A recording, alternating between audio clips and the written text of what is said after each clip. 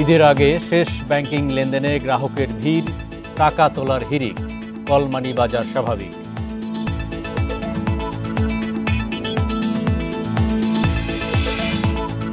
Startup কোম্পানিকে বিদেশে বিনিয়োগের সুযোগ দিল বাংলাদেশ ব্যাংক, পাঠানো যাবে $10,000 পর্যন্ত।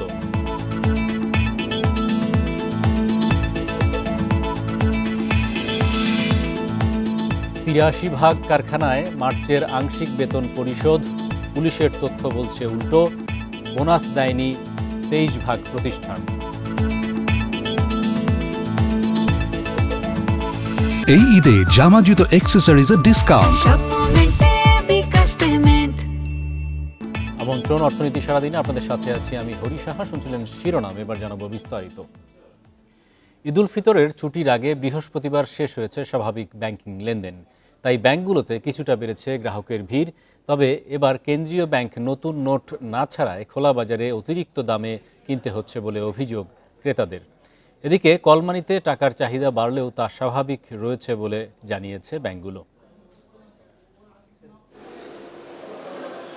টানা 9 দিন বন্ধ থাকছে ব্যাংক, তাই সকাল থেকেই বিভিন্ন শাখায় সেবা নিতে আসা গ্রাহকদের লম্বা লাইন। কেউ টাকা তুলছেন, কেউ জমা দিচ্ছেন, কেউ বা এসেছেন সঞ্চয়পত্র ভাঙাতে, আবার অনেকেই বিভিন্ন ভাতার টাকা তুলছেন। প্রয়োজনের তাগিদে তো টাকা উঠাইতেই হবে, সেই তাগিদেই আসা, যত কষ্টই হোক টাকা। এটাই লাস্ট কর্মদিবস, এই জন্য আর টাকাটা তো লাগে। ঈদের সময় ছুটিতে অনেক কেনাকাটাও করতে হয়। দীর্ঘ লাইন দেখা গেছে এটিএম বুথগুলোতেও। তবে ঈদের ছুটিতে এটিএম বুথ, অনলাইন ও মোবাইল ব্যাংকিং সেবা সার্বক্ষণিক খোলা থাকবে বলে জানিয়েছে কেন্দ্রীয় ব্যাংক। নর্মালি সামনে ঈদকে কেন্দ্র করে অনেকে টাকা পয়সা উঠাচ্ছে, সেজন্য আজকে তুলনামূলক ভিড়টাও অনেক বেশি। এদিকে কেন্দ্রীয় ব্যাংকের নতুন নোট না ছাড়ার সিদ্ধান্তে খোলা বাজার থেকে অতিরিক্ত দামে কিনছেন ক্রেতারা। এরা বললো যে আপনার 350 করে 100 টাকা, আজকে নিলাম 500 টাকা করে। নতুন টাকা হইলে বেশি আনন্দ লাগে এই আর কি, এই জন্য নিতে। ব্যাংক নোট ছাড়ে নাই, যার কারণে নোটের দাম বেশি, আর আমরাও নোট মনে করেন যে পাই নাই। ব্যাংক কর্মকর্তারা জানিয়েছেন গ্রাহকদের সহায়তা দিতে প্রয়োজনীয় প্রস্তুতি নেওয়া হয়েছে। কলমানির এক্স্যাক্টলি মানে এই মুহূর্তে রেটটা তো আমার কাছে কিন্তু নাই আর কি, তো খুব একটা মানে অ্যাজ ইউজুয়ালি আছে। আমাদের নিরাপত্তামূলক ব্যবস্থা যেটা সচরাচর নেওয়া হয়ে থাকে তার থেকে এবার অধিকতর তো নিরাপত্তা ব্যবস্থা নেওয়া হয়েছে। এদিকে কর্মীদের বেতন ভাতা দেওয়ার সুবিধার্থে 28 মার্চ শুক্রবার ও 29 মার্চ শনিবার শিল্প এলাকায় বিশেষ ব্যবস্থায় কিছু ব্যাংকের শাখা খোলা থাকবে। Mehedi Hasan, independent news, Dhaka. এবারের ঈদে দীর্ঘ ছুটি হলেও অর্থনৈতিক কার্যক্রমে কোনো স্থবিরতা আসবে না বলে জানিয়েছেন অর্থ উপদেষ্টা ডক্টর সালেউদ্দিন আহমেদ। সকালে সচিবালয়ে সরকারি ক্রয় সংক্রান্ত উপদেষ্টা পরিষদের বৈঠক শেষে একথা জানান তিনি। অর্থ উপদেষ্টা বলেন, ছুটি থাকলেও বেশিরভাগ উপদেষ্টা ঢাকায় থাকবেন। প্রয়োজনে ছুটিতে যাওয়া কর্মকর্তা কর্মচারীদের সাথে অনলাইনে কাজ অব্যাহত রাখা হবে। এর আগে স্বরাষ্ট্র মন্ত্রণালয়ের সচিব নাসিমুল গনি বলেন, ঈদে সবার নিরাপত্তা নিশ্চিতে মাঠে থাকবে পুলিশসহ আইন শৃঙ্খলা রক্ষা বাহিনী। এরই মধ্যে বিভিন্ন টার্মিনালে নিরাপদ ঈদযাত্রা নিশ্চিতে সব ব্যবস্থা নেওয়া হয়েছে। ঈদের ছুটিতেও সব বাহিনীর সদস্যরা সতর্ক অবস্থানে থাকবে, সব থানার কার্যক্রমও স্বাভাবিক থাকবে।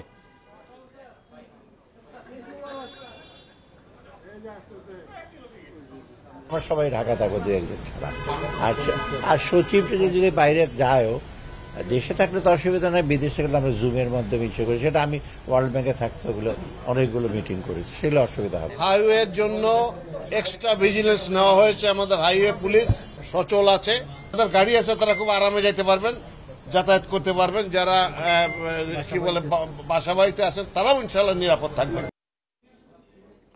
স্টার্টআপ কোম্পানিকে বিদেশে বিনিয়োগের সুযোগ দিচ্ছে বাংলাদেশ ব্যাংক। এখন থেকে তাদের বিদেশে কোম্পানি প্রতিষ্ঠায় কোনো বাধা থাকছে না। বৃহস্পতিবার কেন্দ্রীয় ব্যাংকের জারি করা পরিপত্রে এসব তথ্য জানানো হয়। এতে বলা হয়, দেশের স্টার্টআপ ব্যবসা প্রতিষ্ঠান $10,000 বা সমপরিমাণ বৈদেশিক মুদ্রা বিদেশে পাঠাতে পারবে। নতুন এ পদ্ধতিতে বিদেশে শুধুমাত্র একটি কোম্পানি গঠনের সুযোগ থাকছে। এছাড়া নিবাসী প্রতিষ্ঠানগুলো এখন থেকে ব্যাংকে আবেদন করেই বিদেশে কোম্পানি গঠনের জন্য রেমিটেন্স পাঠাতে পারবে।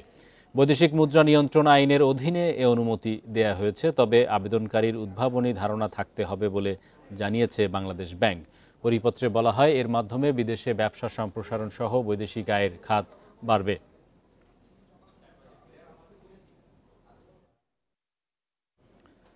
মার্চের ২৬ দিনে দেশে রেকর্ড পরিমাণ রেমিটেন্স এসেছে ২৯৪ কোটি ৫০ লাখ ডলার, যা আগের বছরের একই সময়ের চেয়ে ৮২.৪% বেশি। বাংলাদেশ ব্যাংকের হালনাগাদ পরিসংখ্যানে উঠে এসেছে এসব তথ্য। এর আগে এক মাসে সর্বোচ্চ ২৬৪ কোটি ডলারের রেকর্ড ছিল গত বছরের ডিসেম্বরে। এদিকে রেমিটেন্সের উচ্চ প্রবৃদ্ধির কারণে রিজার্ভ আবারও ২০ বিলিয়ন বা ২,০০০ কোটি ডলার ছাড়িয়েছে। ডলারের দরও ১২২ টাকায় স্থিতিশীল অবস্থায় রয়েছে। এ ধারা অব্যাহত থাকলে মার্চের শেষে প্রবাসী আয় ৩০০ কোটি ডলার ছাড়িয়ে যেতে পারে বলে ধারণা সংশ্লিষ্টদের।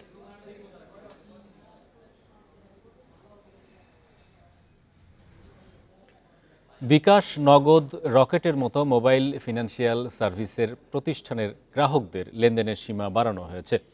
ফলে এখন থেকে গ্রাহকরা দৈনিক ও মাস ভিত্তিক আগের চেয়ে বেশি টাকা ক্যাশ ইন, আউট ও স্থানান্তর করতে পারবেন। বৃহস্পতিবার বাংলাদেশ ব্যাংক এ বিষয়ে একটি নির্দেশনা জারি করেছে।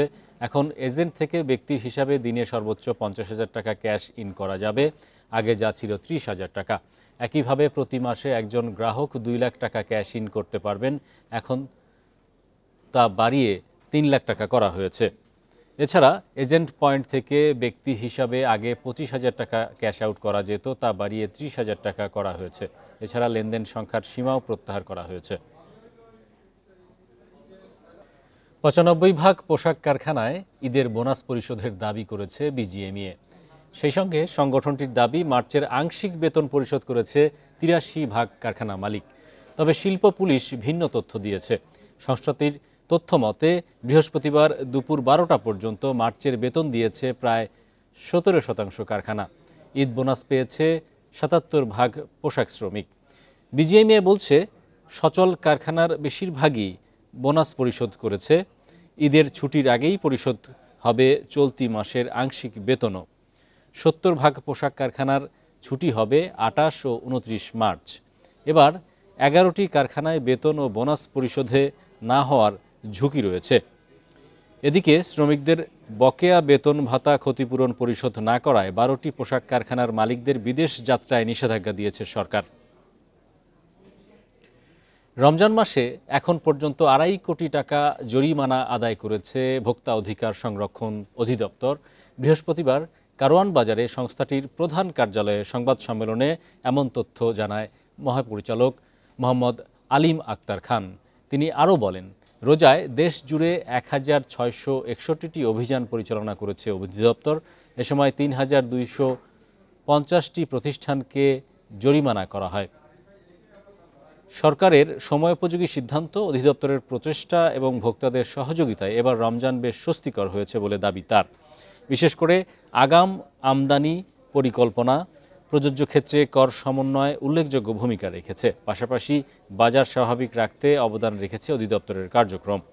ঈদে পরিবহন খাতেও অধিদপ্তরের তদারকি দল সতর্ক থাকবে বলে জানান মহাপরিচালক।